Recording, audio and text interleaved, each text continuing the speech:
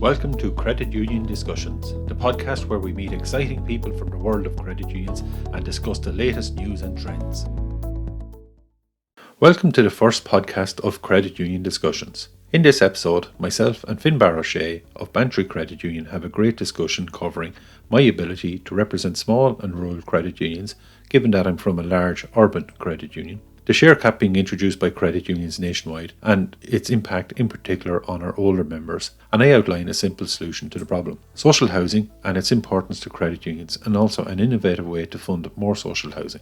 What is being perceived as fragmentation, but really is credit unions operating at grassroots level which should be supported by the League. The background to this discussion is my campaign to get elected to the board of the League and a series of short videos I've been creating. As we get deep into the conversation, I thought that this would also make an excellent first podcast for my new podcast show, Credit Union Discussions. At the end of the podcast, I make reference to the podcast website, etc. It will still be a few weeks before I get these up and running, so please bear with me. And finally, sit back, enjoy and subscribe to the podcast. Thank you. So good morning, Michael, and thanks for joining me and for the opportunity to have a chat this morning on a few topics that are topical in my mind, I suppose, really. And when we had a bit of emailing back and forth, just with this in mind, I suppose of a few things. The first one, and I suppose the reason I contacted you at all, was that sense of, I'm from a small or medium-sized credit union on the West Coast. You're CEO of a big urban credit union in South County Dublin. So, and I do know you have a rural background, but lots of other people mightn't know you have a rural background, Michael. So, how does somebody in your professional position today, can you represent, west of Ireland, and not just west of Ireland, rural, mid-sized, small town Ireland credit unions? Yeah, Finbarr, thanks for making the contact to me as well. Look, it's great to get this opportunity to have a chat to you about it. So yeah, look, I believe that I definitely can represent all credit unions, both rural and urban, and Shankill Ballybrack, which is what Core Credit Union formerly was the small credit union in South County Dublin, just north of Bray, just effectively just in over the Wicklow border into Dublin. So even though we consider it an urban area now, it's still Shankill and Ballybrack are still two very strong communities, still very much a village-like feel about them when you're in them. So it's very much the look and feel that you'd have of any village around Ireland, be it in Dublin or be it in Wexford or Cork or Galway or wherever around the country. It's really got a good local feel about it. And I suppose I probably still have a mindset of being the manager of Shankill Ballybrack, 33 million asset credit union. Even though we have grown significantly, I still probably have that connection and bring that sort of mindset with me. I was always well used to deal with the members at the counter myself, as you would in any small credit union. So I think I would have a lot to bring from my own experience, but also then if you take my rural background, and when I was before managing credit unions, I was auditing credit unions, and they were very much on the smaller scale credit unions, ranging from assets from 6 million in asset size up to 12 million in asset size, which is a tiny credit union nowadays, but they were strong, viable credit unions in local villages. So I think I have very much experience on the local side, the rural side. And I also look at a credit union world is a small world and no different than yourself. We're talking to each other quite regularly. So I'm talking to people all over the country all the time about the challenges that we're all facing. And, where there are unique differences between urban and rural credit unions, and without a shadow of a doubt, there are differences. We all face very similar challenges as well. And the differences would be, I can remember in one of the credit unions I used to audit was very much where you got your check cashed every Friday. It was the credit union, it wasn't the bank. Where we would have very little of that in South Dublin. We wouldn't have that same experience, but I've seen both sides of it. Yeah. In South Dublin, I suppose the challenge that we have, which sometimes I'd love to be a manager of a rural credit union, is the penetration levels in Dublin are lower than in the countryside. Everyone in the countryside, like all of my family are members of the credit union. That's it. It's just something you are when you grow up in the countryside. You're a member of the credit union. That's not the same in Dublin. We've only 1/3 member penetration in Dublin, whereas in rural areas it's up 75-80% penetration. So there's pros and cons on both sides. Yeah. And the point you make there, which I hadn't thought about, of course, is very valid, is, the Core Credit Union, where you started in Core Credit Union in Shankill, it was a smaller credit union. So you do have that sense of the closeness. You know what it is to stand at the counter. You know what it is to actually go out and meet them. And like, you don't lose that even when the organisation gets bigger, Michael. You have to hold on to that sense of, who springs to mind there, of course, is Fergal Quinn. That whole sense of never becoming so removed as the organisation grows bigger that you lose touch with with your customer or member. Absolutely, yeah. It's an important point. And I was talking to one of our, like on a weekly basis, I'd be talking to 5 or 6 members on a weekly basis. I'd love to be doing more of it, I have to say. Obviously, other time constraints I can't. But I was talking to a member on Friday, and he actually asked, "How come you called me back?" I said, "It's something I do every week. Is if there's calls coming in, queries coming in, I ring back a couple of members every week, and it's to keep that local touch." And as you said, very much that approach that Fergal championed, and knowing the member and being on the counter. And one of the things, when I started working in the credit union first, I was coming from an accountancy background, so I didn't have the practical experience on the counter. So I made it my business to get that practical experience on the counter, and I did the counters every Friday night in the credit union. I was down at the counters doing the work and covering and doing it. So that gave me that experience. And even when we did the mergers, one of the things that used to surprise, especially the credit unions that were merging in with us, when we'd be under the pressure that week after the merger, I'd be in on the counter doing the transactions, and I could bang through transactions faster than most people because I was experienced doing the transactions. I think it's so important to keep that contact with the member, and the member is what matters in a credit union, and if we lose contact with the member, we lose everything. We do. I echo that completely. And just another thought on what you're saying before I move on to the next question is that sense of credibility that brings. And I mean this in terms, because it is an election that's underway as well, but in terms of the electorate, which is credit union boards, but the sense of this is only occurring to me as we're speaking, that sense of credibility that comes from somebody who's been at the coalface, who knows what it is, and who's never going to forget why it is we're here, because that's the voice we need around the league table. Okay, somebody who's going to bring strategy and bring everything else, but also it will never forget why we're all here, which is to serve the member. And that's not a cliche. That's why you and I. It's very important. And I remember before we actually did our first merger, we were short staff, and I reached out to a few directors that didn't know anyone that would just take on a part-time basis because we were short at the counter. And a CV came in from a lady, and I was looking at the CV, and she had a marketing background, and I was there. Nobody knew that we were in merger talks at that particular point in time. I was just thinking, actually, this person has the ideal background if we need a marketing person in the future. She was looking just to get back to working a few hours a week after taking time off work for her young children. And that's it. So I brought her into the credit union as a teller. She worked as a teller for a while. And then after we merged, we appointed her as marketing officer. And it was one of the best moves I ever made, because she worked at the counter for 6 or 7 months as a teller, doing the work that we're all used to doing at the counter. And now as a marketing officer, every time she prepares a document or does something, she's always thinking, how will the member look? How will the member read this at the counter? It's not, does it look glossy? Does it look fancy? It's actually, how will the member perceive this or read this at the counter? And for a marketing officer to have that, it's fantastic. I'd echo that.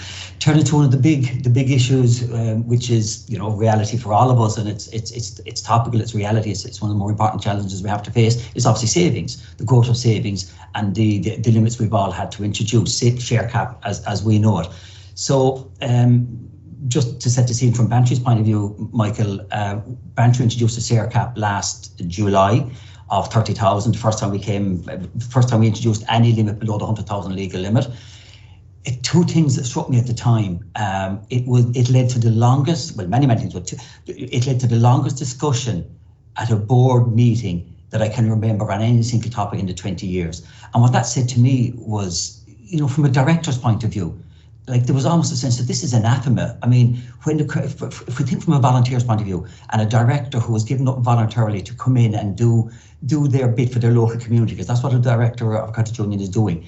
And now to explain to that director that in the interest of the credit union, they're going to have to effectively say to members, we don't want your savings.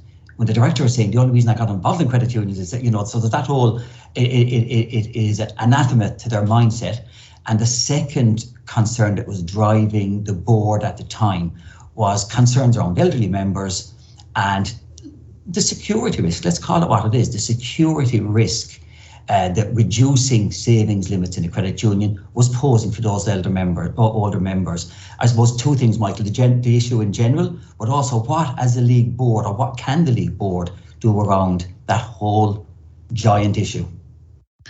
Well, first of all, I'll say I think there's actually a very simple solution to it, and I'll cover that now in a minute. But actually, just to say, I completely and utterly agree with what you're saying about the dilemma that credit unions are now in as a result of share caps and having to put share caps in. It's an unfortunate and a ridiculous situation that we found ourselves in. And one of the best things that ever actually happened to me in the last couple of years is when I did a foundation trip out to the Gambia. And I probably didn't appreciate the importance of savings as much as I should have had until I went out to the Gambia. And when I went out there, when I realised actually I understood the idea of thrift in a credit union, I understood all of those things, but the actual importance of having a secure place for savings, I probably didn't appreciate that well enough until I went to the Gambia. And all of a sudden, the penny dropped with me. Savings, you need to have a level of savings before you can access credit. And when you're looking at in a nascent credit union model like the Gambia, where the poverty levels are very low, having that place to save money, which is actually where credit unions founded themselves from as well, that local savings and that local borrowing is a vital part of a local economy. And that's also a vital part of the national economy then by extension. Mm-hmm. So I think where we're all putting in these share caps now, the major pitfall that we could end up in is we're actually doing something which is counterintuitive. It's actually counter what we should be doing as a business. And the long-term impacts of this could be quite devastating. At the moment, money is flooding in. It's very easy to be near-term and just look at what's happening today and tomorrow. But what about in 10 years' time, 15 years' time? What example are we setting for our current and future members by putting in these share caps? So I think we need to really take a hard look at, is this good for long-term business? So I think that's one aspect of it. Then the other aspect of it is, elderly members, vulnerable members. How are we looking after them through this? And like yourselves, we put in a share cap of 40,000. It was about 18 months ago, we put in a share cap of 40,000, and anything above 40,000, we returned it to members as well. We've had to reduce that down to 20,000 just in November. We wrote out to members in November to reduce that down to 20,000, and that's again because our reserve ratio is dropping so much because of the massive increase in savings. And what we are, taking the point of looking after elder members, what we introduced, even though we were giving the money back to members, we introduced an exception form for elderly members or people with disabilities or people where they were able to give us a good valid reason where we made exceptions for them. You could argue, that's not treating all the members same. You have to treat all the members same. We also have to look after people as well. And I think there is a time and a place to make exceptions and looking after our elderly, looking after our more vulnerable. So I think when credit unions are implementing share caps, you should really look at making sure you put in something to look after those members that otherwise don't have anybody else to turn to or have some sort of difficulties. And then actually, how do we solve it? It's actually this is a very simple problem to solve. The credit union model that we have had up to now is no longer the model into the future. So we need to recognise that the model is changing, and the model has changed. It's not just changing now, it's been changing for 20 years. The model we now have, we're never going to get back to 70% loan to asset ratio in the current structures, in the current economy. The banks are even struggling to lend out their money at the moment as well. So it's not even just a credit union problem anymore. So what we need to is recognise the model has changed. We're no longer a 70% loan to asset ratio, which requires 10% reserves. Our model is now 30% loans to asset ratio. The rest is investments. And very simple, we need 10% reserves against loans and 4% reserves against investments. And then we don't have a reserves problem, because all credit unions, by putting in share caps, they're only addressing a reserves problem. It's an arbitrary calculation. And the model is no longer the loan to asset model of 70% lending. So the central bank, the Department of Finance need to recognise the credit union model has changed, 10% against loans, 4% against investments, and we don't have a problem. And that's the solution. And it's actually a simple solution. It is, and it's simple but brilliant, and risk driven, as you and I know. And if we do it on that basis of 10% against loans and 4% against investments, if a credit union grows its loan books, it has to grow its reserves to match the risk. So members are protected.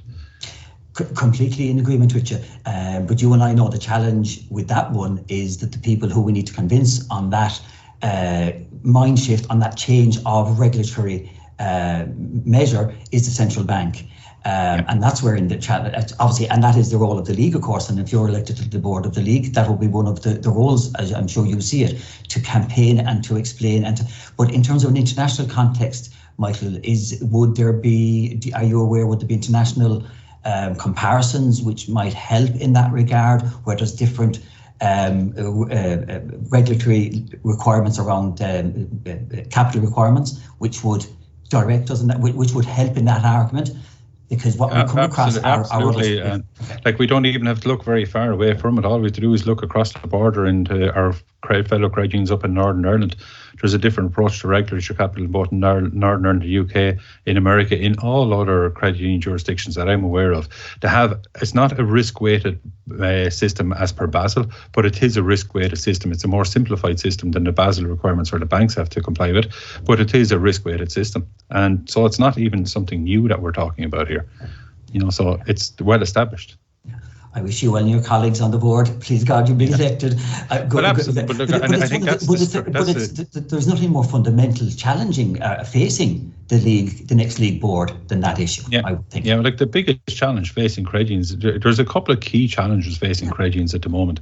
They're not insurmountable, but we need a really strong league voice that can actually stand in front of the regulators, that are respected by the regulators. We need to be clear, coherent argument and clear, coherent rationale behind our argument in front of the regulator, where they can't actually say anything but yes. Yeah. And that's what the league needs to get to, and we need to be stronger in that position. And that's ultimately why I'm going for the league board, is to try and help and have strengthen the voice at a league board table. Yeah, very good. Changing to another topic, Michael, social housing. And in fairness to the league, they've been very active and very busy campaigning and lobbying in relation to the whole social housing issue, and credit union funds have been utilised for social housing over the past many years. And I attended the webinar in December, in which the league outlined an initiative with two partner organisations. And we know that there's currently expressions of interest out there for credit unions who might be interested in participating in this. And I don't want us to get into the nitty-gritty of that proposal. I don't think that's the point at the moment. Maybe more, and again, to wear a rural hat to some extent. So there's two questions, I suppose, in my mind, or two areas in my mind. One is, what is your response to that as an initiative, and to whether it's viable as a means of credit unions to invest our surplus funds, back to our previous issue, into what is self-evidently a good investment, which is social housing in Ireland, badly needed. And the second question, and this has reared itself already at our board here, and I'm sure it'll rear its head at every board where this topic comes up, is we agree in principle, and many directors from the areas, they'll say we agree in principle with it, but what do we do to ensure that our locality benefits? In other words, is there any way of building in or addressing the requirement or the desire that social housing investment is also at national level, is in some way reflected in a benefit locally in that social housing units on the ground? Yeah, your second question there is a very good question. Now, your first question, I think, is actually very easy to answer for all credit unions, or should be, is like social housing and credit unions. It's a match made in heaven. We should be doing it, and there shouldn't even be a question about it. And not only that is how much can we do, and we should be more courageous in the levels that set out in the current regulations. We should be doing far more social housing. It's a massive need of the current generation. In previous generations, the government provided social housing. In my personal opinion, the government should still be providing social housing as well, but that's my personal opinion. But credit unions, with the lack of the government providing it, credit unions should be stepping in to provide the financing for it. And I'd actually go a step further as well.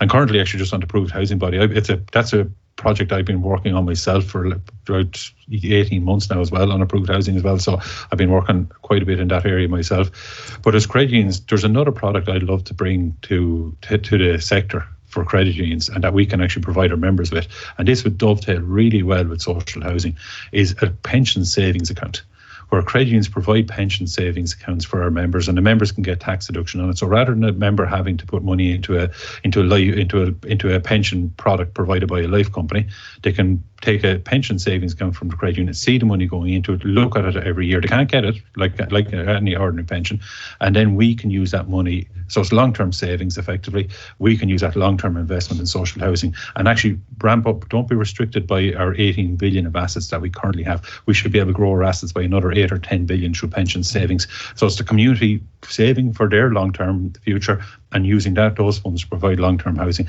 And what we currently, the amount of money we have available could be easily multiplied.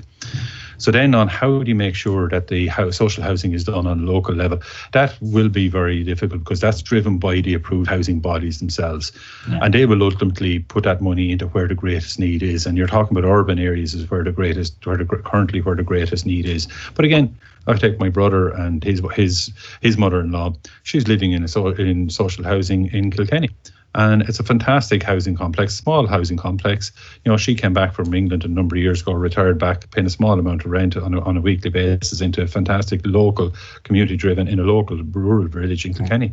And that's the sort of thing we should be doing. We've seen it now with the internet and working from home. We don't have to be bound by those urban sort of ties that we've had before. There's no reason why some of the social housing investments shouldn't be at a government level be prioritised for rural areas to rejuvenate some rural areas. And you know it yourself in your area, there'll be villages you go through and you're just looking at buildings that are they're boarded up, no longer in it. We should be able to bring those back to life, put people back into them, and build those local communities as well. And that's it's a really good opportunity for us, and we should be leading that. We should be leading the discussion, not just looking at what we can pick at the table, but actually lead that discussion.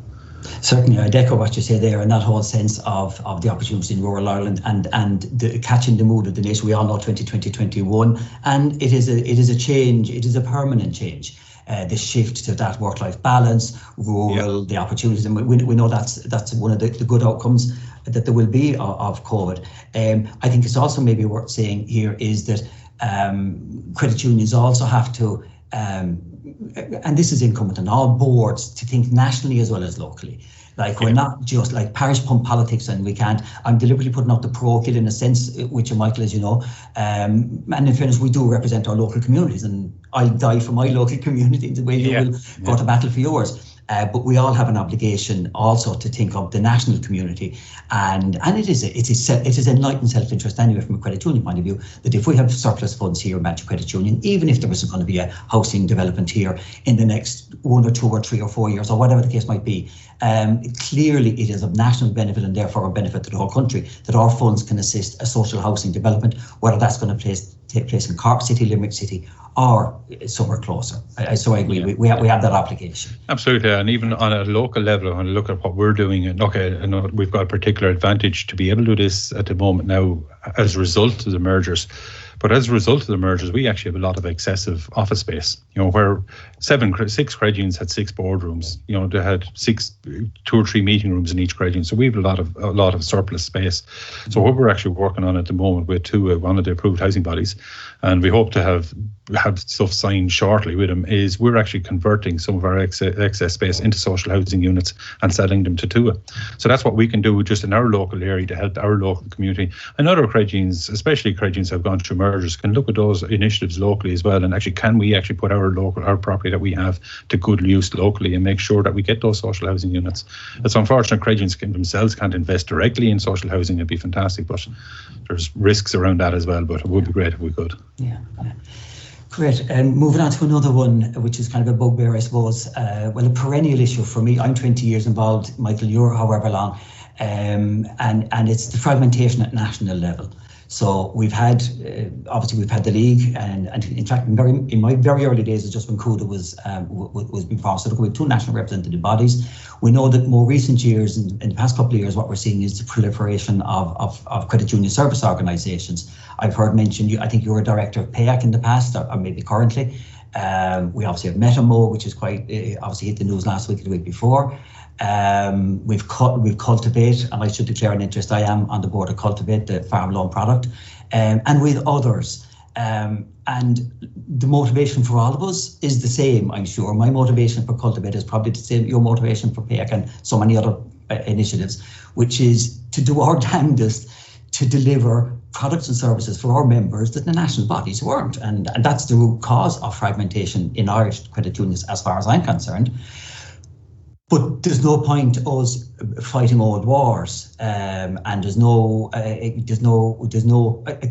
is more to be gained, I think, in trying to address that fragmentation and to see. And I suppose again, as a candidate of the league board, I'm asking you, Michael, is that something that will be of concern to you? Is it something that's important to you? And is it something that you think that the league board can address? Yeah, absolutely. I think it's most definitely something the League Board can, and actually more importantly should address. And I don't see the initiatives of Metamo or Cultivate or PAYAC as fragmentation themselves. I actually see them as grassroots initiatives led by credit unions who are identifying a particular opportunity in their local area. And also to Cultivate originally, the small group of credit unions identify agri-lending, which is obviously a very important area lending in rural communities. It's not going to be a product for every credit union, but it's a particular unique product for rural credit unions. So the Cultivate group of credit unions came together with that drive to bring something from start to finish. And the important thing is that drive. And when you get a small group of credit unions focused on something that they can see an opportunity in, they'll have to drive to bring that over the line. So you can have the best ideas in the world, and without execution, that's all they are, is ideas. So when you get a group of credit unions with a good idea, willing to put in the time and effort and the money to execute it, that's when we get that grassroots-led growth that we all need. So Metamo is a great example of that. PAYAC is a great example of that. Cultivator a great example of that. So I think the League's role in all this, and this is where the League can prevent the fragmentation. So the problem is when you've got 2 or 3 groups trying to do the same thing and they're splitting the market, that's fragmentation. Whereas if you've got the League, and I think that this is where the League really can step up to the role, is they need to be more than just a supplier of services. The League need to elevate themselves into a far more important role, and that's actually being the overseer of the service that are being provided. So almost like the League, all these people with the different initiatives should be the League should be formulating a sort of group of initiatives, of group of QSOs, and overseeing, making sure that there's not competition between each other. In some areas there might be competition and maybe it's a good thing, but in other areas there shouldn't, because the market is not big enough. But the League themselves should be the actual overseer of all of these initiatives, and then also ensuring that initiative that's trying to get off the ground gets the proper support. And that could be just by talking to other credit unions. Look, with you getting behind and support, they need another 2 credit unions in that initiative. With your credit union join that. And now what you have is these grassroots initiatives being supported by the centre, not being controlled by the centre, but just being supported by the centre. They get to a level of growth which now they can open up their services to all credit unions. And now credit unions around the country can then pick from a menu of different services. Like, I'll never need to join Cultivate in Core Credit Union. We've one farmer as a member, and so I won't need to join Cultivate. But other credit unions can avail of it. Yeah. And the same thing. Not all credit unions will ever want to join current accounts. Some credit unions want to say basic loans and savings, and that's perfectly fine too. Mm-hmm. But at least they have the opportunity to get into current accounts.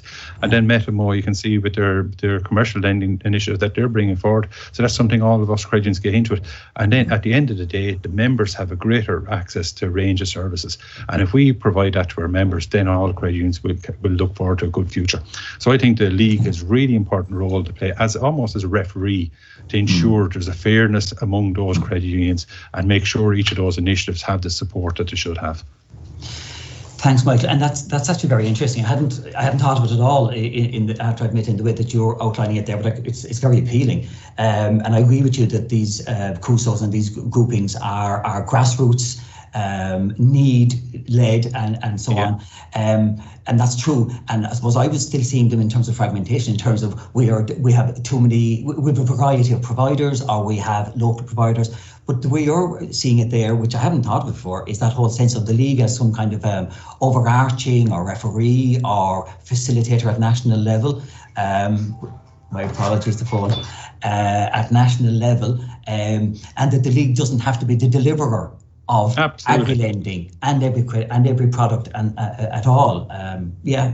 Yeah, and actually, sometimes if you listen and talk to credit unions around the country, they can be very critical of the League at times, and I've been critical of the League myself in the past. But I actually think we're asking too much of the League, and the reason why we're critical of them is they're trying to deliver too many things to too many people, and you can be a jack of all trades and master of none. Yeah. And I think that's the situation. And to be fair, we're unfair to the League in actually asking them to do everything for us. I think the League can actually provide a far better service if they focus on delivering a few niche products and services to credit unions. Like the training is very important to come from a central basis. The League do a couple of things very, very good, and representation is the most important thing. Yeah. But if the League, if we stop asking the League to do everything for us, let the grassroots initiatives get up and running, the League, I think, then need to have a level of control over those initiatives, but don't have to supply those themselves. So they can actually take a step back, ensuring that the initiatives that are being driven from the grassroots are being driven on the proper basis, without being caught up in the day-to-day running of those initiatives. Because if you're caught up in the day-to-day running, you can't take a step back and look at it. Is this helping the overall strategy of credit unions or not? So the league, by taking a step back, can actually make sure that the credit union strategy is moving forward without actually being too caught up into day-to-day of it. So that's where I see a really important role for the league. Very good. And that actually leads very neatly to the next topic I was going to ask you about, because it's a space that the league is active in, and we're all active in different groupings, or to a certain extent, is the whole green agenda, climate change. And you used the phrase earlier about social housing, that it was a marriage made in heaven. And I'm smiling to myself because that's the phrase I use, and I'm sure many others, around credit unions and the green agenda, particularly in terms of home renovations. So to my mind, was there ever more a match made in heaven than the deliverer of the finance that would fund the green renovation, the green home improvement of the 500,000 housing stock that the government said needs to be retrofitted in the next 10 years, than the credit union. I mean, we are the community provider of finance and all the rest.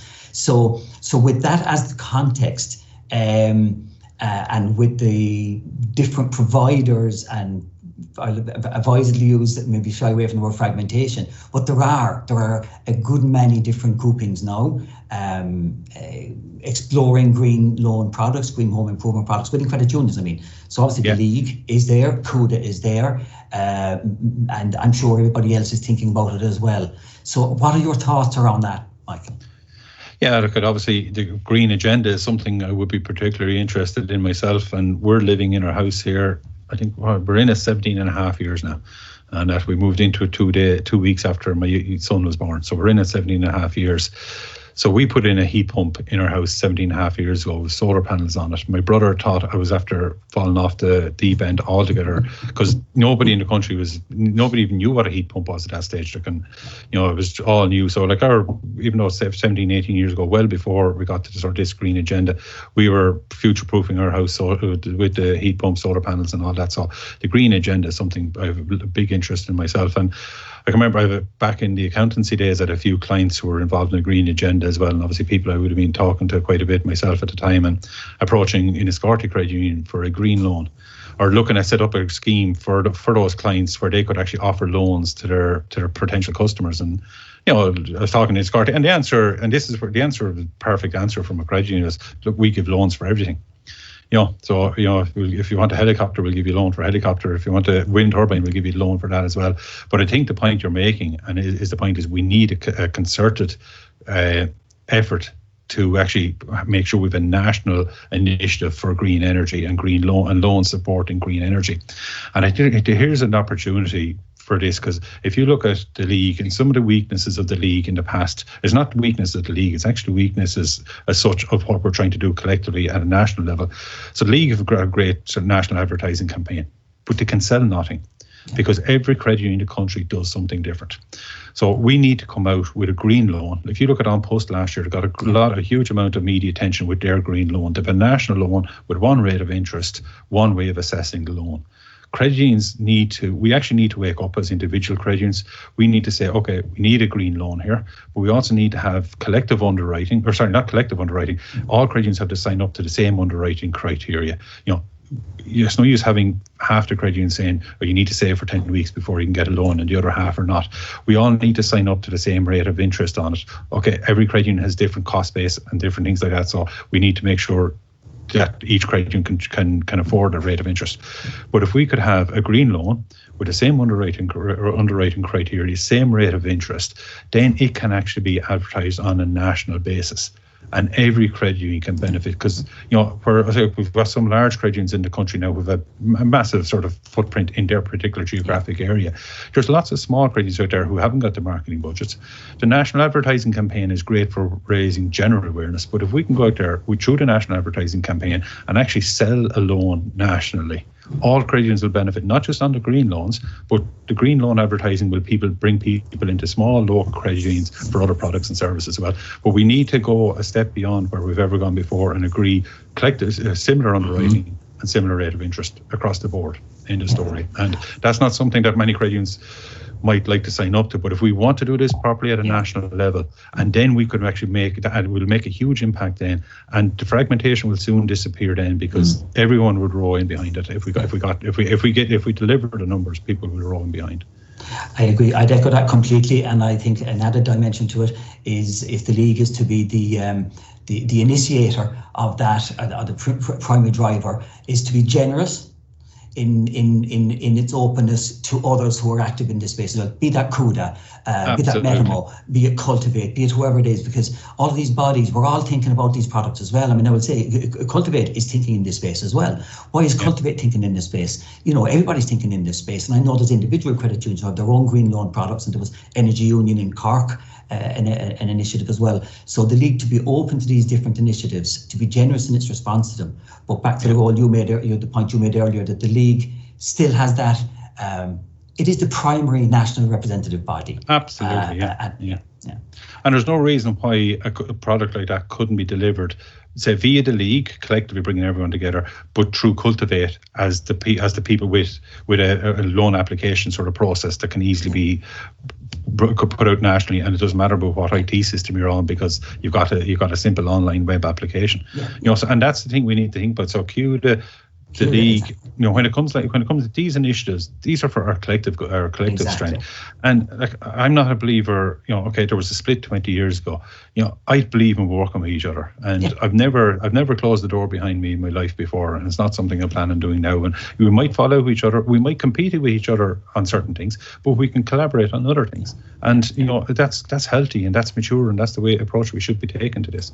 Absolutely. And I think of all the opportunities to bring that mindset to Irish credit unions, this is the green home retro loan is the opportunity, because as you and I know, the members on the street, if they're in a town like Bantry, which is an ILCU credit union, that's not, and if they're in a town like, I'm trying to think of one, Tullamore, which is a CUDA credit union, or Bray, for instance, I think is a CUDA credit union. My point being that the person walking in the door in Bray, or walking in the door in Bantry, or better still, the person walking in the door in Bray or walking in the door in Shankill, who's walking in the door of two credit unions in different national representative organisations, that member doesn't give a diddly squat. And it shouldn't matter to the member either. It shouldn't matter to them.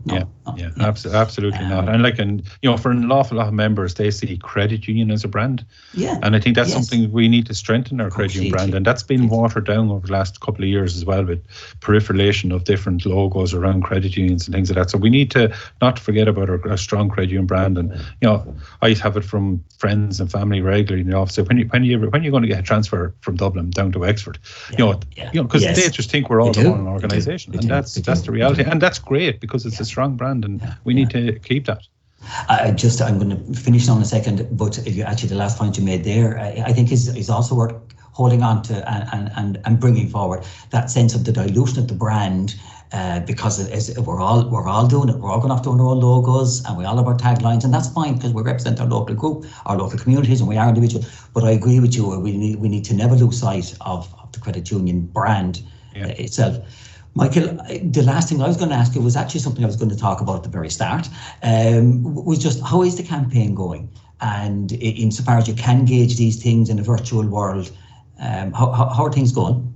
Well, based on, say, numbers virtually from, say, LinkedIn views, a LinkedIn post and that, it seems to be going quite well. It's definitely, the name has got out there and people have heard about it. So that's part of it is going well. How well that will turn into votes, we'll soon see in a couple of weeks' time. So hopefully people will have got to... People who wouldn't have an opportunity to have ever spoken to me before have seen some part of me online via the videos I've done. I'm sure I've said things that might upset people and things like that, or they might have a different view. But what I'm trying to come across is get my honest self across. I have strong opinions.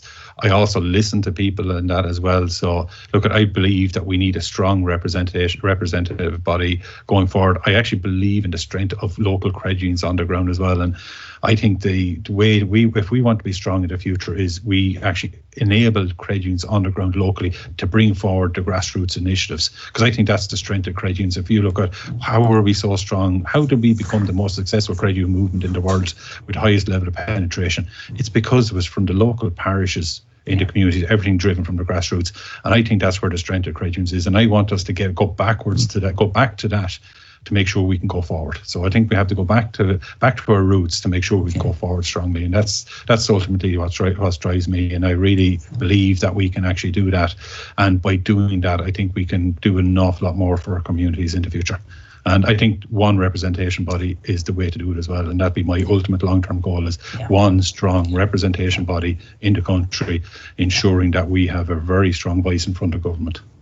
Well, again, as I've done throughout the interview, I echo your sentiments in that as well, Michael, more sincerely. And I think our 3 million members, or whatever it is, up and down the length and breadth of Ireland, back to that point, when they walk in the door of the credit union, and whether it says Bantry or Shankill or Core or Bray, they see the two words credit union, and that's what we need to focus on. Absolutely, and that's it. Yeah, perfect.